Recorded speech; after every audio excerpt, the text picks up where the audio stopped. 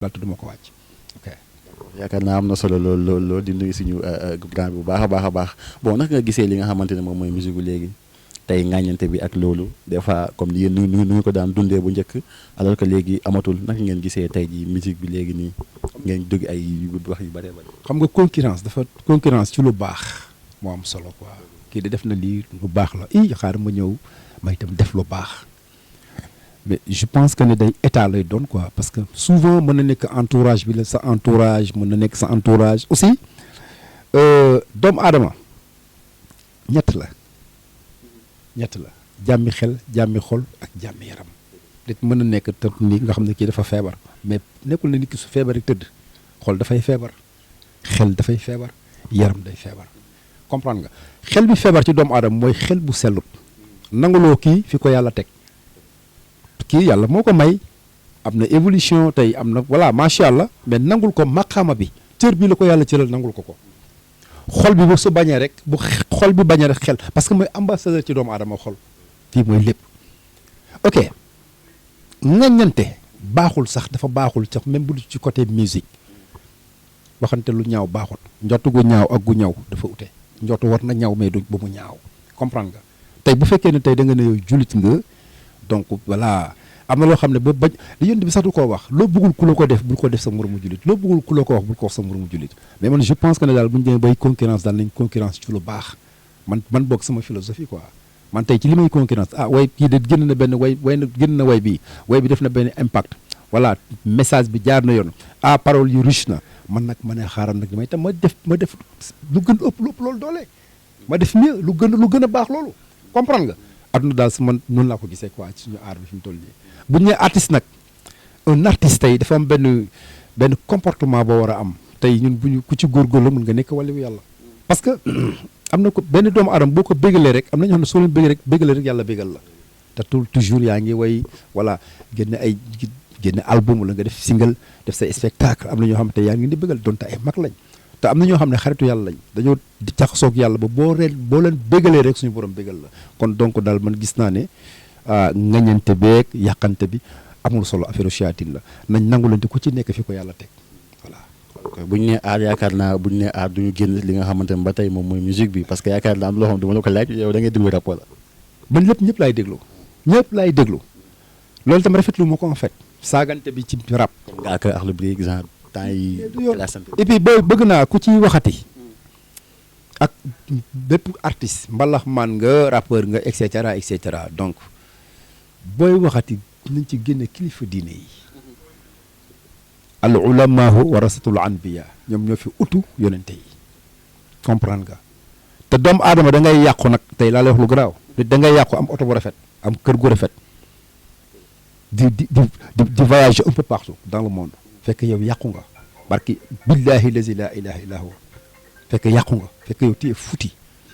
parce que li yàqu ci doomu aadama mooy intérieur am xol parce que xol bu yàqu mooy da ngay dem ba benn moment boo xam ne ragalatoo wax dara amatoo kersa loo bëgg a wax ko comprendre nga xel bu sell bi nekk ci yow moo lay manipuler ba loo bëgg a wax da nga koy wax kon lu ñëpp lu ñu defanti nañ ci génn sëriñ si muy sëriñ Tuubaa Alaaji Malick Mawlana Cheikh Ibrahim et cetera sëriñ sa nañ leen ci bàyyi ñooñu duñu ay caaxaan kenn du leen fooye ku leen fooye yàqu ak koo mën a doon nag voilà man daal loolu moom daal wax dëgg yàlla dañu dimbali message boobu maa ngi koy lancé ku ko ci jotit nag nga déggee ko ci fi ma waxee ngañuma kenn xasuma kenn mais sëriñ sa daal nañ leen génne voilà ci suñuy mbir daal dégg nga voilà loolu beneen affaire la quoi ok.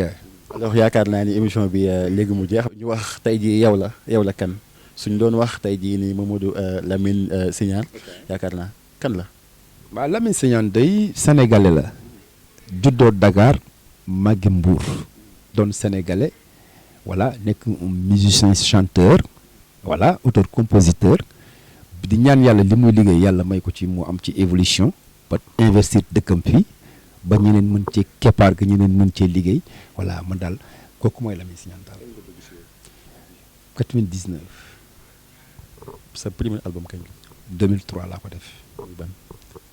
bi may ñàkk xam moom ma yàlla ñëwal xéwalam yow nga bëgg maa jege si ñëwal ñu bokk yàlla mosoo xew la yëgal ma mosoo ruumu nuyu ma mosoo toog di soo ko man yàlla ñoo xéwalam yow nga bëgg maa jege si ñu bokk yàlla ana loo tax gore woo yow ana loo tax gore wu ñoo yaay yàlla du wax muy deñ moo tax mu tere ñu ko waaw bi mooy premier album bi quoi deuxième album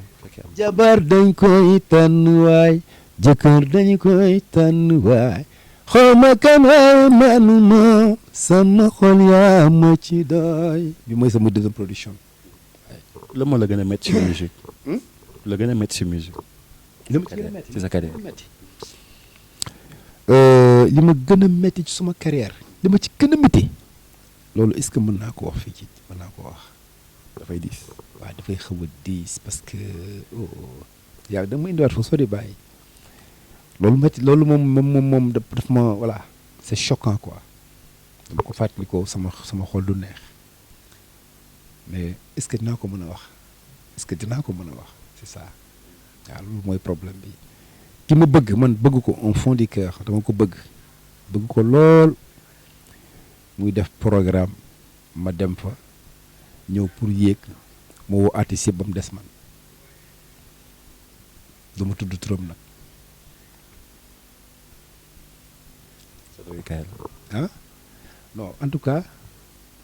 naaw mais daal dama tudd turam yaa ngi waxee xol kooku sama morom la quoi waaw mu ngi fi wala nekk mi ngi fi bu ma dugal bàyyi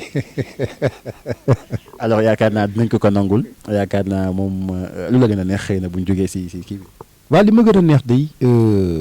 bi ma sama yaay ne gërëm naa la waaw bi ma ne gërëm naa la ndax it ak sama papa aussi mën naa ne ndimbalu suñu borom am naa ko ak ngërmande waajur parce que dama jaar ci ay tendance yoo xam ne tey bu ma amul woon ñaanu waajur boobu ci kàttan suñu borom peut-être waaw mën na demee neneen quoi voilà alhamdulilah donc te àdduna loolu la waaw àdduna loolu la mais nag di nga dem ba benn moment waa yar sa bopp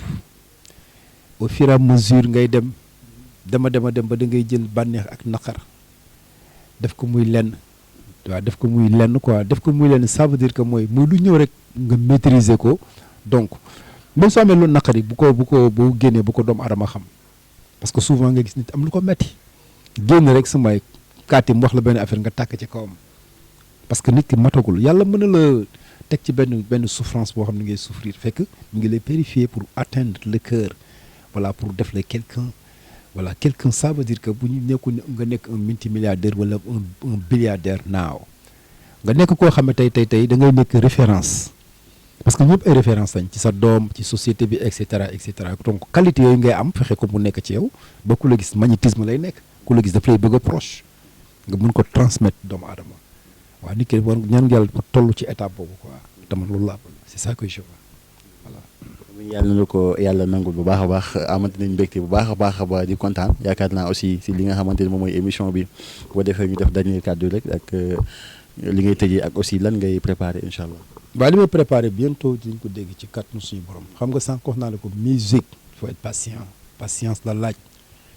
donc waruma ñëw nelaw quoi waruma ñëw nelaw parce que dama def ñaari produit ñu rafetlu ko ay kilifa nag balaa di ko déglu kon mu ñëwaatee waruma ñëw naan fi la goloy jonko noonu am doxul dama war a ñëw xam nga xoolal sama texte ba bu ma génnee mu nekk affaire bu tegu voilà ba mag ji mën ko di ko gën di déglu xam nga wax naa la ko sànq dafa am message yoo xam ne yàlla def ko ci lam ñu prophète yi de ñun ñoo ko war a propager ñun porteur de voix yi kon donc nañ góorgóorlu ci loolu quoi mais bientôt di nga déglu voilà lu neex incha allah waa di gërëmaat sama sëriñ bi muy Cheikh Abdoulaye Diop Xaas wax dëgg fa yàlla yal na ko yàlla gën a teral ba ku koy yaakaar sa yaakaar du xaddi barkeen ba ku koy yaakaar sa yaakaar du tas di gërëm Katim mu ne moom frère voilà di gërëm sama waa jële tiktokeur bële gentleman la aussi waaye yéen itam dama kontaan ci yéen quoi parce que voilà donc ni ngeen def ni ça m'a fait plaisir fekk si mu fii voilà donc te du yem fii ah incha allah incha allah rabbi yaakaar naa ñun ak yow alors tey li leen indiloon comme seen émission yaakaar naa ñu ñëwoon seet si ki nga xamante ni moom mooy suñu papa Lamine Signane yaakaar naa bu ko defee rek ñu daal di koy nuyu bu baax a baax mais papa Batalo Joola comme que ñoo ngi si li nga xamante ni moom mooy si mois beeg yooyu. waaw le Joola day ñaanat yàlla rek yaa ña fa des yàlla oyofal leen lépp loo xam ne tey day nekk jalaal te gis naa ne ñoom ñi ngi àjjana parce que yàlla moo ne ku dee deew ndox àjjana nga jëm voilà metti na nag voilà parce que di gis nit ba xëy gisatoo ko voilà dafa metti